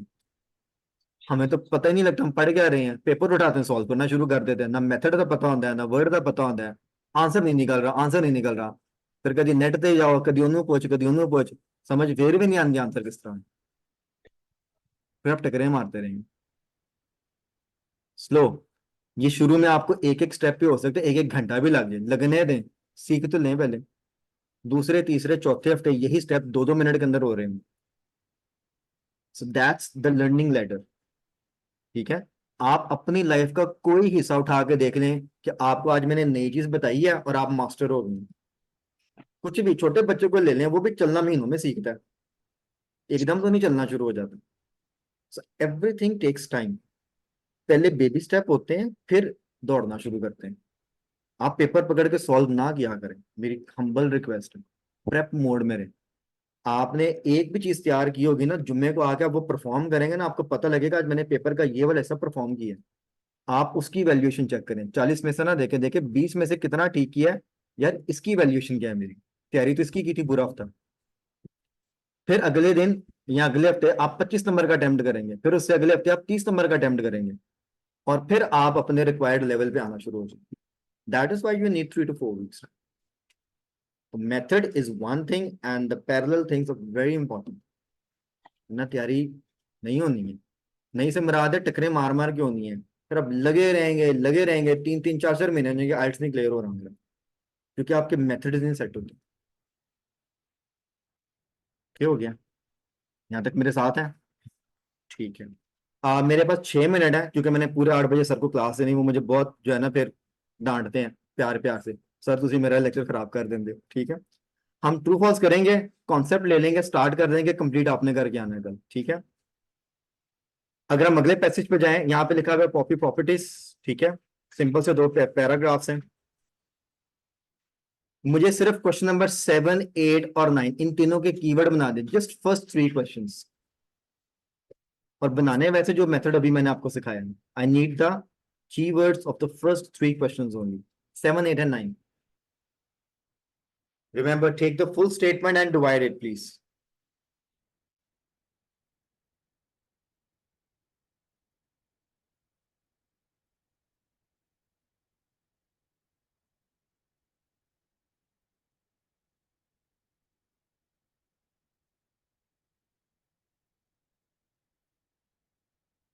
सॉल्व नहीं करना काइंडली, बस कीवर्ड बना के मुझे बता दें, हम कीवर्ड पे पहले बात होके कर लें। जी फ्रेंड्स, डन? ठीक है, मेरे साथ देखें। पहले तीनों में जो है ना एक चीज बड़ी कॉमन है, एक नाम आ रहा है सैली, हानू गोल्डी, इसको कह देते हैं हम। मैं पहले क्वेश्चन का कीवर्ड बनाने लगा हूँ, सैली हानू गोल्डी। बस क्या करे जी, is still renting a property, किसके साथ? With Poppy properties. इसकी सेंस क्या बनेगी स्टेटमेंट की? सेंस चले ट्रांसलेशन में बता सकते हैं मुझे। कुछ बोल रहे थे सर, ऊंचा बोल दें प्लीज। क्या मतलब होगा सर इसका? फेयर ना, ठीक है। अब यहाँ पे चले टेंस की बात करते हैं, कंटिन्यूस टेंस आ रहा है, स्टिल का मतलब है अभी भी। इसका है कि यहाँ पे जो नाम लिखा हुआ है सैली, जो है अभी भी प्रॉपर्टी रेंट करती हैं। अब पॉपी प्रॉपर्टीज दोनों पी कैपिटल, इसका है कि एक एजेंट का नाम होगा या ऑर्गेनाइजेशन का नाम है। ठीक है, तो ये एजेंट्स होंगे, ये प्रॉपर्टी रेंट करते हैं, और ये क्लाइंट है, ये अभी भी इनसे प्रॉपर्टीज रेंट करती हैं, ये कर रही हैं। सेंस बन गई। सेकंड स्टेटमेंट, सैली हैनुगोल्डी क्या जी, वॉज द फर्स्ट पर्सन, किस सेंस में? To view the flat. ठीक है, इसकी सेंस क्या बनेगी? ये टू व्यू द फ्लैट एक तीसरा कीवर्ड है। पहला पर्सन जिसने ये फ्लैट देखा, फेयर इनफ मीन्स के अगर ये फ्लैट बना है तो she is the first one two view it, means इससे पहले कभी किसी क्लाइंट ने फ्लैट नहीं देखा, बनाने वाले ने बना दिया, मगर पहला क्लाइंट है जिसने ये वाला फ्लैट आके देखा। Make sense? यस, ये सेंस बन रही है। नंबर 9 की सेंस क्या है? सैली क्या मेड अ क्विक डिसीजन, किसके लिए? टू रेंट द प्रॉपर्टी, इसकी क्या सेंस बनेगी? जल्दी से फैसले के इसको रेंट पे चढ़ा दो। वेरी गुड, ठीक है, रेंट पे ले लो, टू रेंट द प्रॉपर्टी। इसका मतलब है कि क्लाइंट आया, क्लाइंट ने इंस्टेंट डिसीजन मेक किया है, उसने ये नहीं कहा मैं सोच के बताऊंगा, मैं डिस्कस कर लूं किसी से। मीन्स क्लाइंट ने फौरन फैसला किया, यार ठीक है मुझे जो है ना प्रॉपर्टी दे दो। Good, okay. आपने मुझे सिर्फ वोकैब मैच करके देनी है, छोड़ दे भी ट्रू फॉल्स को, मुझे बस बता दी ये लाइन कहाँ कहाँ लिखी है। पहली 3 स्टेटमेंट्स हैं, पहले पैराग्राफ में सीक्वेंस से पढ़ना शुरू करें, मुझे लाइंस को मैच करवा रहे हैं बस। ये पहले पैराग्राफ में तीनों लाइनें कहाँ कहाँ लिखी हुई?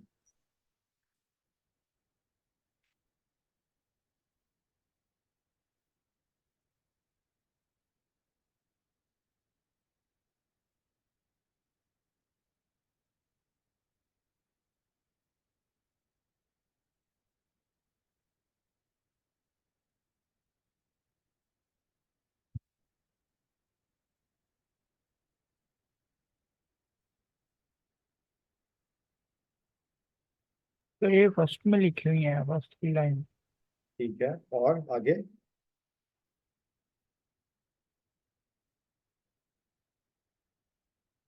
सर ये जो 8 वाली लाइन है ना, वॉज जी जी, नहीं सॉरी, ये made a quick decision to rent a property.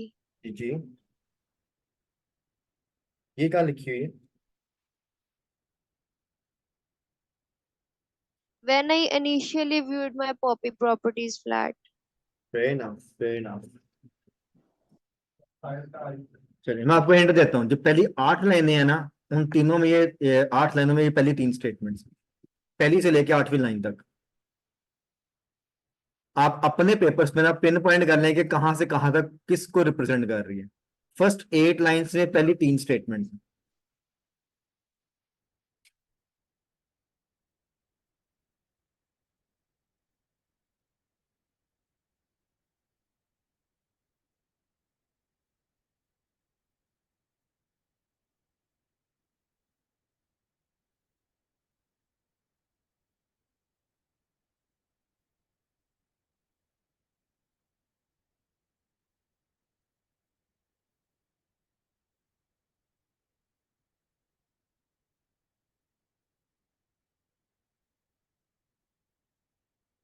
हाँ जी, जब कर ले तो मुझे बता दें प्लीज।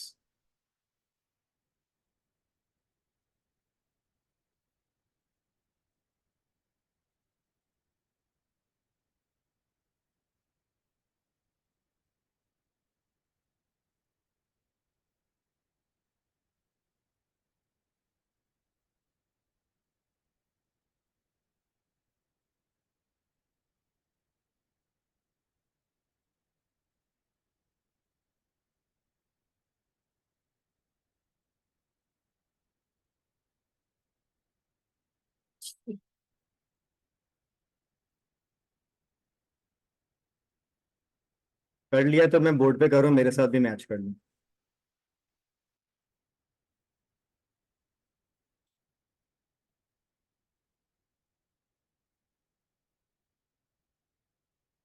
हाँ जी, आपकी जो पहली स्टेटमेंट है ये पहली 2 लाइन में मैच हो रही है।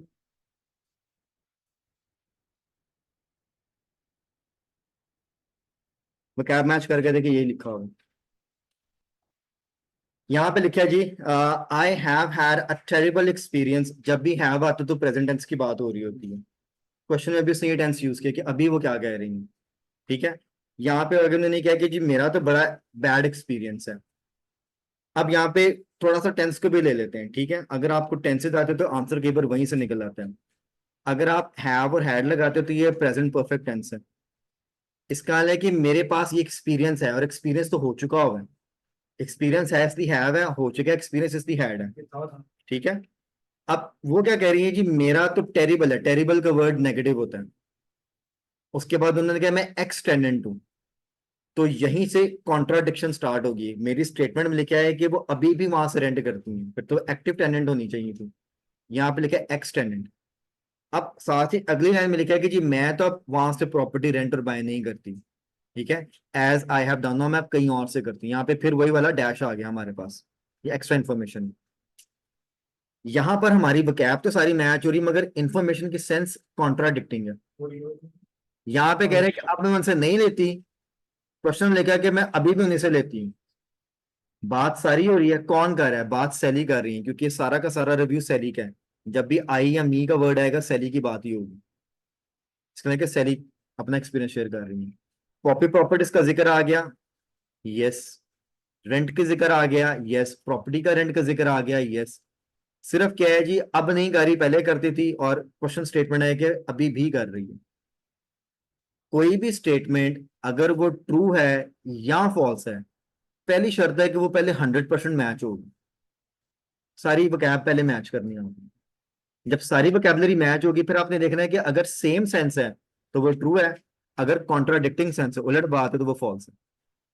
तो पहले मैच करना है, और ऑटोमेटिकली यहीं से पता लगेगा कि मैच हो रही है कि कॉन्ट्राडिक्ट है। गुड। तो इसका क्या आंसर होगा, ट्रू के false?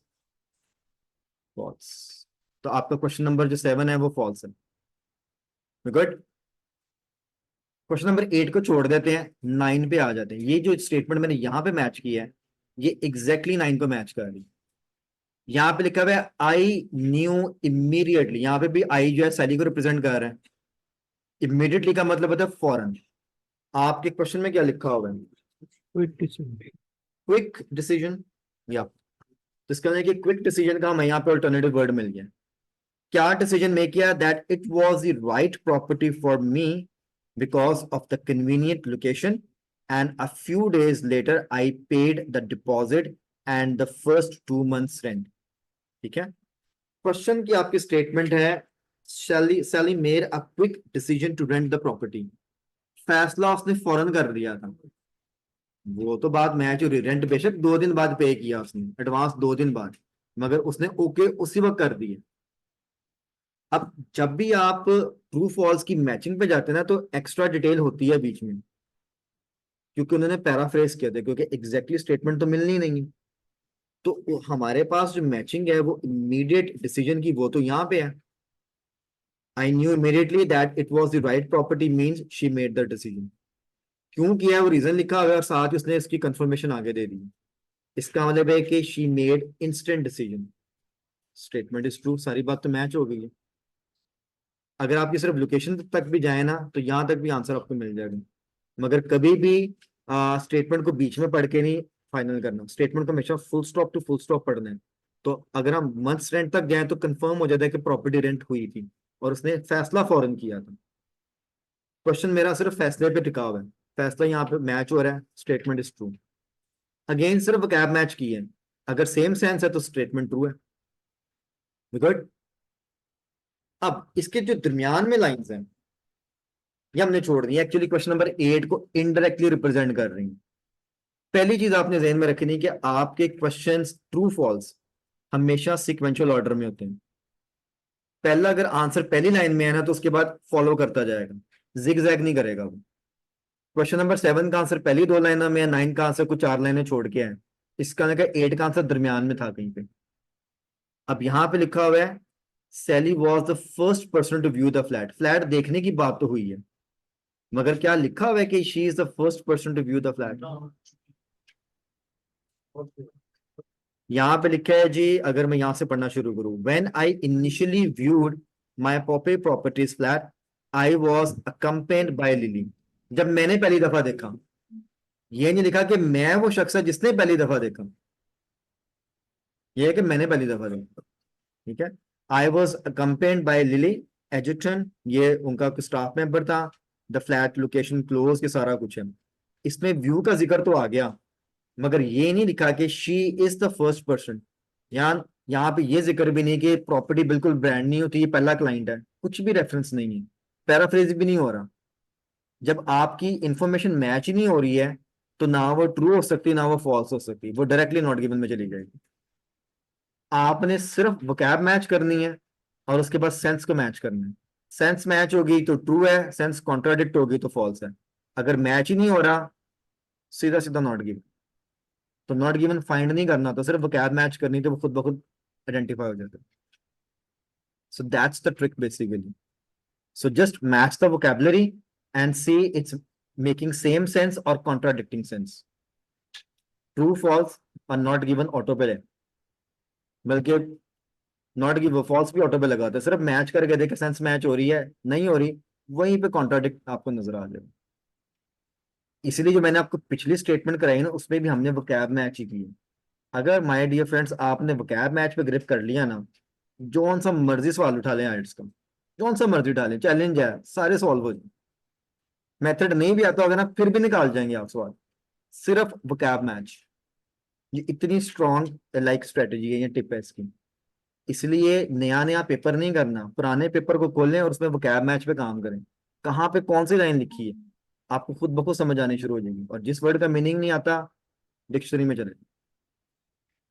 That's the trick basically. हाँ जी, मेरे साथ हैं यहाँ तक। बाकी के क्वेश्चंस आपने करके आने हैं। मैं कल ट्रू फॉल्स पे कम टाइम लगाऊंगा, साथ ही मैंने आपको डिफरेंट टाइप्स के क्वेश्चंस कराऊंगी। कल मैं हो सकता है सीक्वेंस में ना जाऊं, मेरा टारगेट होगा कि कौन कौन से सवाल कराने हैं। इस आर्टिकल में हेडिंग्स है वो भी टच करूंगा, एमसीक्यूज है वो भी टच करेंगे एंड सो ऑन। गुड।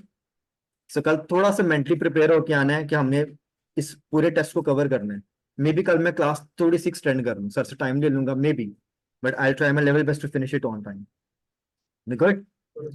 आज हम इसको यहीं पे वाइंड अप करेंगे, ठीक है online friends? Sir okay sir.